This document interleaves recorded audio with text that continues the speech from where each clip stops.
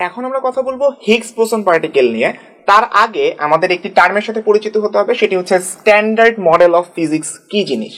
Standard model of ফিজিক্সকে আমরা chemistry বা রসায়নের পিরিয়ডিক টেবিল বা পর্যায় সারণীর সাথে তুলনা করতে পারি। পিরিয়ডিক টেবিলের মধ্যে যেরকম ভাবে অনেকগুলো মৌলকে একসাথে রাখা হয়েছিল এবং মেন্ডেলিভের যে পর্যায় সারণী সেখানে আমরা দেখতে পাই তিনি কিন্তু কতগুলো মৌলের সম্পর্কে ভবিষ্যৎবাণীও করেছিলেন যে এই মৌলগুলো হয়তো পরবর্তীতে আবিষ্কৃত হবে, এবং দেখা গিয়েছে এই মৌলটি হয়তো পরবর্তীতে আবিষ্কৃত হয়েছে।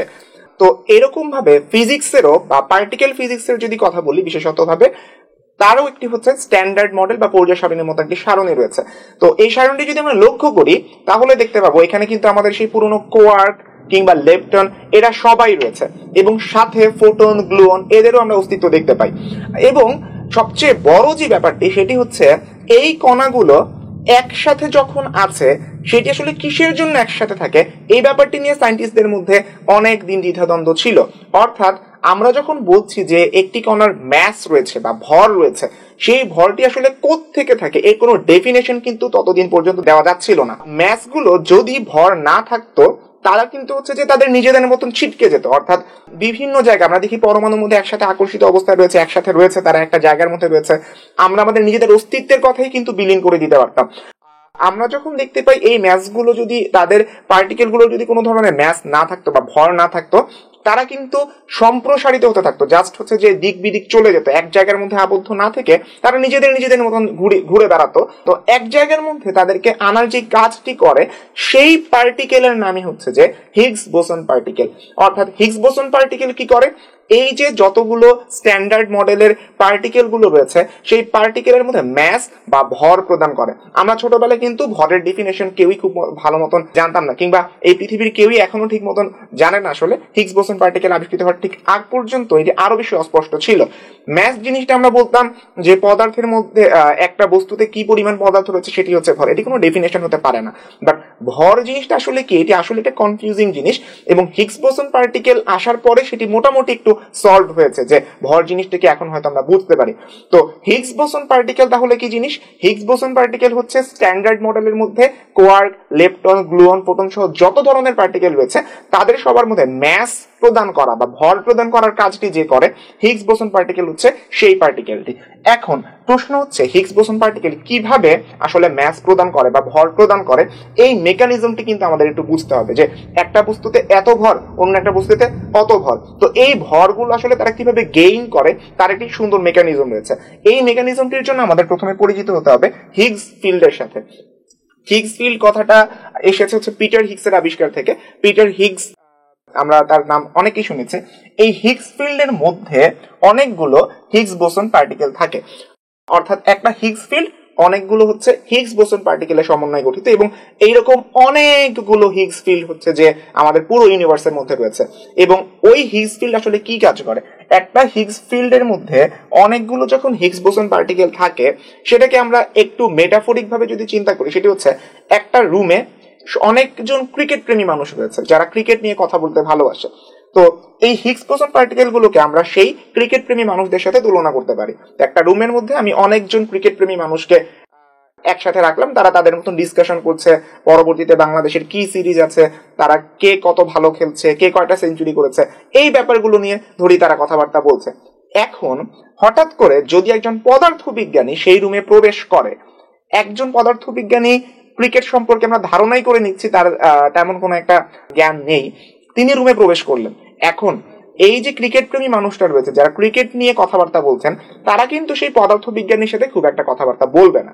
তার কারণটি হচ্ছে তাদের নিজেদের যে ইন্টারেস্ট রয়েছে সেই ইন্টারেস্টের সাথে সেই পদার্থবিজ্ঞানীর ইন্টারেস্ট না মিলতেই পারে। তো এই ক্ষেত্র থেকে তিনি কিন্তু এই পুরো রুমের মধ্যে এতজন মানুষ, ক্রিকেট প্রেমী মানুষ, তাদেরকে কিন্তু জাস্ট ইগনোর করে পুরো রুম থেকে বাইরে বের হয়ে চলে আসতে পারেন।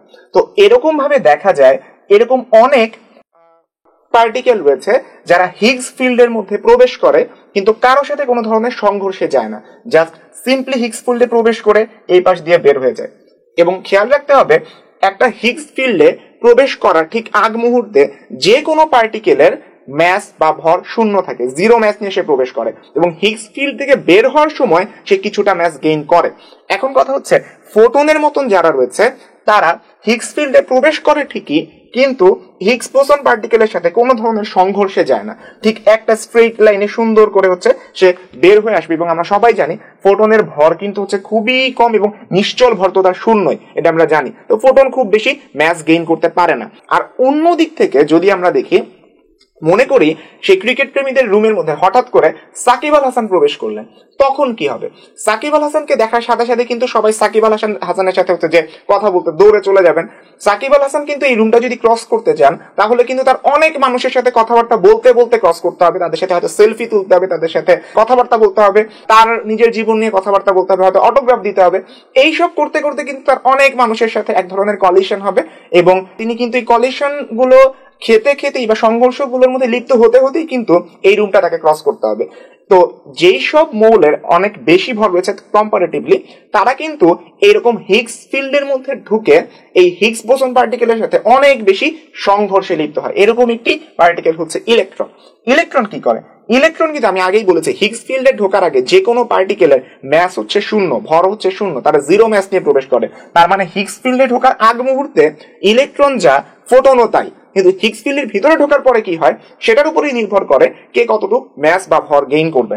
ইলেকট্রন যখন এখানে ঢোকে, হিগস ফিল্ডে ঢোকে, তখন অনেকগুলো হিগস বোসন পার্টিকেলের সাথে সে কলিশনে, যে লাল লাইনগুলো দেখাচ্ছে সেগুলো হচ্ছে কলিশন লাইন যদি আমি বলি, অনেকগুলো হিগস বোসন পার্টিকেলের সাথে সে কলিশন বা সংঘর্ষের মধ্যে যাবে, এবং লাস্ট পর্যন্ত সে যখন বের হয়ে আসবে তখন দেখা যায় যে ফোটনের তুলনায় বলি, ইলেকট্রনের কিন্তু তুলনামূলকভাবে অনেক বেশি ভর থাকে, 9.11 × 10⁻31 কেজি। তার মানে হচ্ছে একটা বস্তুর মধ্যে কতটুকু ভর আসবে সেটা নির্ভর করে সেই বস্তুটা বা সেই পার্টিকেলটা একটা হিগস ফিল্ডের মধ্যে কতটুকু সংঘর্ষের মধ্যে লিপ্ত হলো। আর যদি কোনো সংঘর্ষের মধ্যে লিপ্ত নাই হয়, তার মানে কি তার ভর গেইন হবে না, তার ম্যাস গেইন হবে না। এই জিনিসটি প্রথম পিটার হিগস, তিনি হচ্ছেন তার তাত্ত্বিক পদার্থবিদ্যা দিয়ে দেখিয়েছিলেন, এবং পরবর্তীতে এক্সপেরিমেন্টালি সেটি টেস্ট করা হয় যে আমি একটা তত্ত্ব দিলাম, একটা থিওরি দিলাম, সেটা যদি বাস্তবে প্রোভাইড করা বা পরীক্ষা করাই সম্ভব না হয়, সেটির কিন্তু কোনো বাস্তব ভিত্তি থাকবে না। কিন্তু সমস্যাটা হচ্ছে এই জায়গায়, এমন অনেক মানুষ যারা যুগের আগে আগে চলেন, যেমন স্টিফেন হকিং এর কথা আমরা বলতে পারি, তার হকিং রেডিয়েশন। স্টিফেন হকিং কিন্তু কোনো ধরনের নোবেল প্রাইজ পাননি, কোনো নোবেল প্রাইজ পাননি তার জীবনে। রিজন হচ্ছে তিনি যে আবিষ্কার করেছিলেন সেটি এক এক্সপেরিমেন্টালি টেস্ট করার মতন টেকনোলজি এখন পর্যন্ত পৃথিবীতে এক্সিস্ট করে না।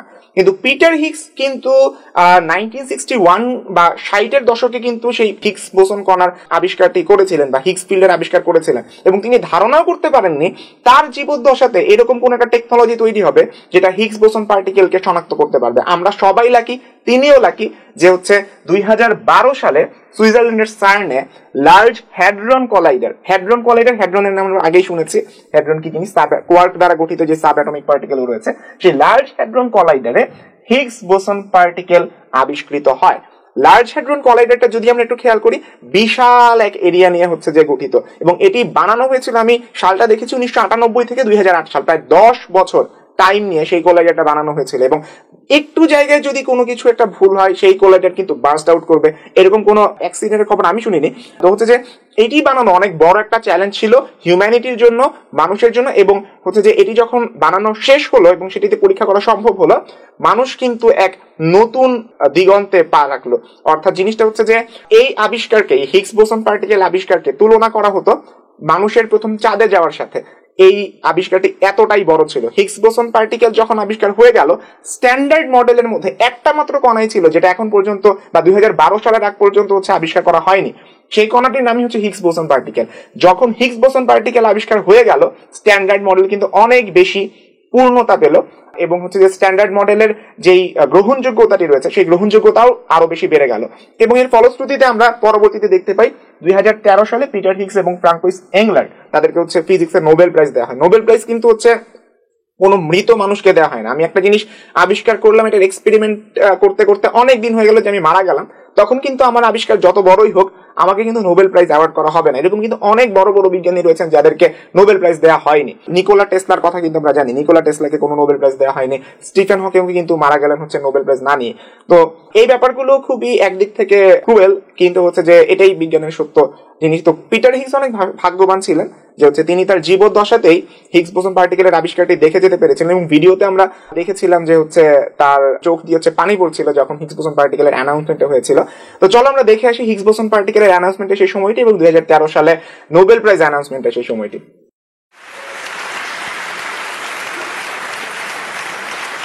This is a very, very preliminary result, but we think it's very strong. It's very solid. Otherwise, we wouldn't present it. And we've slowly, as we've gathered data, rediscovered the standard model to more and more rare processes, and basically we're very confident now that we can go after the rarest, which is the Higgs. If we combine the ZZ and gamma-gamma, this is what we get. They line up extremely well, and in the region of 125 GeV, they combine to give us a combined significance of 5 standard deviations.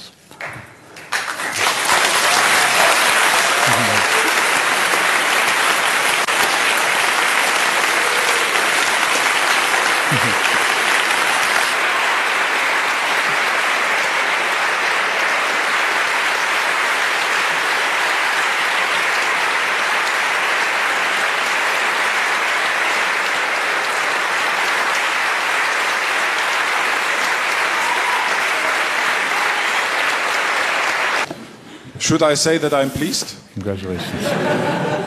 I think it's obvious. This is still mine, right? This is yours, yes. As a layman, I would now say, I think we have it.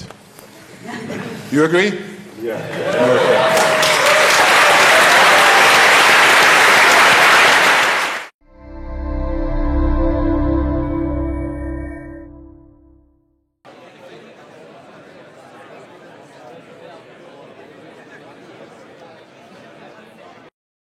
If this gets pushed back, the press conference gets...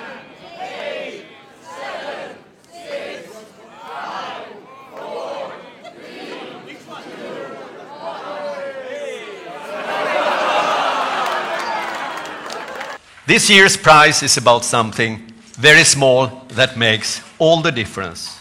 The Royal Swedish Academy of Sciences has decided to award the 2013 Nobel Prize in Physics to Professor François Englert at Université Libre de Bruxelles, Belgique, and Professor Peter Higgs at University of Edinburgh, United Kingdom. And the Academy's citation runs for the theoretical discovery of a mechanism that contributes to our understanding of the origin of mass of subatomic particles, and which recently was confirmed through the discovery of the predicted fundamental particle by the Atlas and CMS experiments at CERN's Large Hadron Collider.